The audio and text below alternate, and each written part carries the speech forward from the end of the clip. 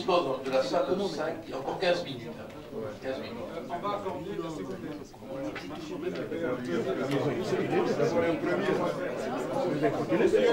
Excusez-moi, au fond, s'il vous plaît.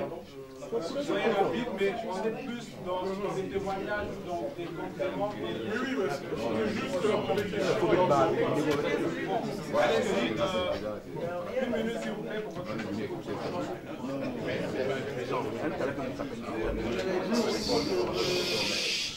Bonjour, je me nomme Ngatseke, je suis franco-congolais. Voilà, je suis aussi des informations qui se passent par rapport à notre pays. Je suis conscient aussi qu'il y a beaucoup de la diaspora qui étaient venus en tant qu'étudiants, il y a beaucoup qui sont quittés par mes aventures, je dis à d'autres beaucoup qui ont quitté parce que leur vie était menacée. Bon, au fil de tout ça, moi je me suis posé aussi en même temps des questions que j'ai écouté les orateurs. Ma première interrogation, je me suis dit, est-ce que les Congolais sont conscients ou bien connaissent bien leur constitution? Les Congolais, l'ensemble, connaissent bien leur constitution. Moi, ma réponse, je dis non. En revanche, je connais beaucoup de Congolais qui vont citer plusieurs versets de la Bible, les yeux fermés. Ça m'aura fait plaisir que ce soit la constitution de ou même celle de l'avant, qui la connaissent autant.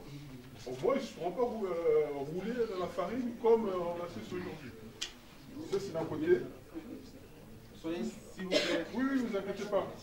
Notamment, s'il vous plaît, on va passer la parole aux autres. Bon, allez-y, on passe la parole. Alors, on va passer à M. Marc Pingo, s'il vous plaît. Monsieur Marc Pingo, une minute. On va passer à... Excusez-moi, grand frère. On va prendre mademoiselle Sarah, avocat, et ensuite on pourra prendre mademoiselle. Ça marche pas. C'est déconnecté.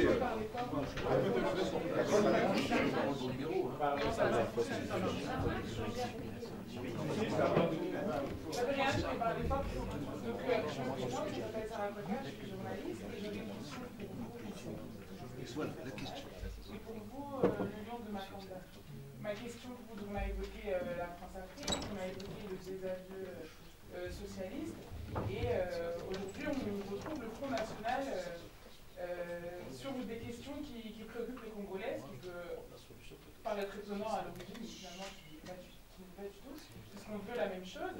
Donc comment on peut prendre cette conférence et ce pas que vous faites vers nous en acceptant de discuter de cette problématique? Est-ce que c'est un pacte que vous passez avec les jeunes Congolais pour les aider à accomplir justement leur destinée au niveau du Congo?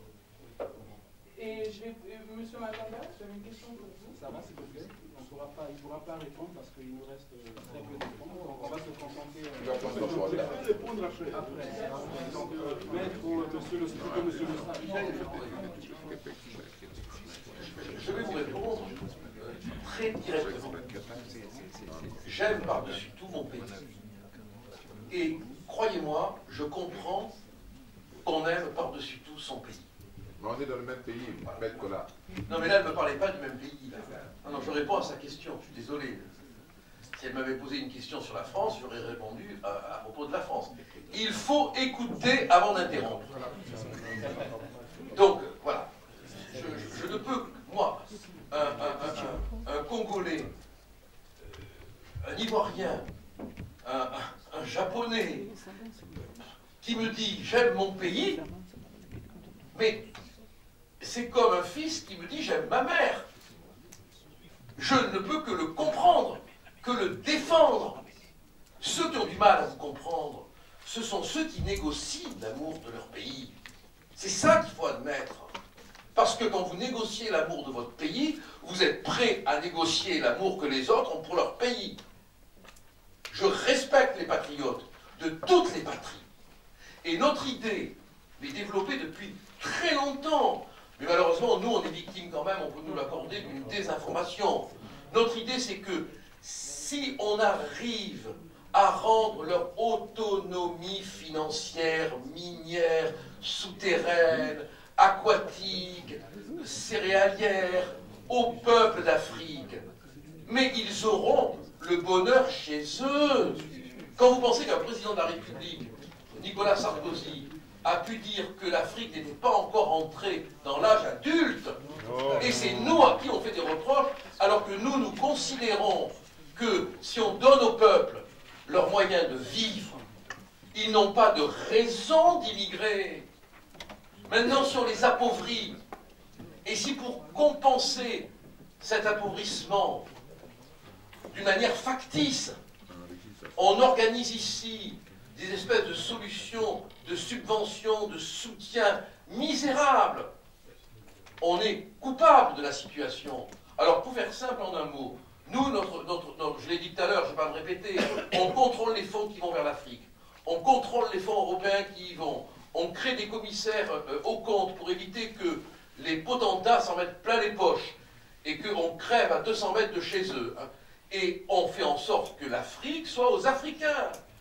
Et puis après, il n'y a pas de raison que dans le respect et l'amour, en plus de ce que nous avons en commun, on n'ait pas une harmonie d'entente. Je ne vois pas pourquoi il y aurait des difficultés de ce point de vue-là. Et l'immigration, pour nous, ce n'est pas les immigrés. Ce sont les lois qui concernent l'immigration. C'est très différent. Nous, on n'a jamais mis en cause les immigrés. On met en cause les lois qui organisent l'immigration. C'est très différent. C'est très différent. Et malheureusement, tout est fait pour déformer nos propos. Hein. Mais je vous assure que si nous, on arrivait au pouvoir, on réglerait les problèmes de l'Afrique d'une manière dont les dictateurs ne veulent pas. Parce que nos premiers adversaires, ce sont les dictateurs d'Afrique qui ne veulent pas qu'on arrive au pouvoir parce qu'ils ont peur que nous, on règle le problème. Parce qu'on sait que le problème, c'est eux, avec la complicité de certains Français et de beaucoup d'Européens. Nous, on le sait. C'est la raison pour laquelle on veut nous tuer, parce qu'on foutrait en l'air le système. Alors, je vais passer la parole rapidement à M. Marc Mapingou, s'il vous plaît. Malheureusement, je ne sais pas si on peut commenter. Et non, on ne peut pas, parce qu'après, il y a des consignes de sécurité. Hein. Chers amis, je crois qu'aujourd'hui nous célébrons une certaine espérance. Maître Collard, vous avez dit tout à l'heure dans votre propos introductif, vous avez cité Saint-Augustin. Je citerai aussi Saint-Augustin qui disait que avance sur ta route car elle existe par ta marche. Et aujourd'hui vous êtes avec nous sur cette route qui est finalement la route de la reconquête de la démocratie dans notre pays. On a entendu beaucoup de choses ce soir, des belles choses.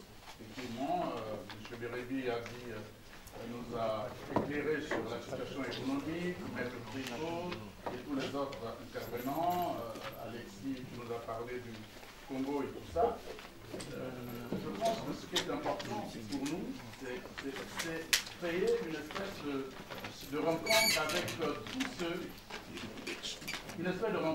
tous ceux, qui veulent accompagner le Congo vers cette marche, vers sa fédération. Et à ce propos, je pense, puisque vous avez parlé de Malraux aussi, je dirais aussi que Malraux disait que l'histoire est une succession des terres promises. Peut-être que demain, le Congo sera notre terre promise, et merci d'être là et de nous soutenir. Merci à vous. J'ai promis aux fonctionnaires de l'Assemblée qu'on libérerait les locaux à 17 h et je tiens toujours mes engagements. Je donne 30 secondes, pas plus, hein, la parole.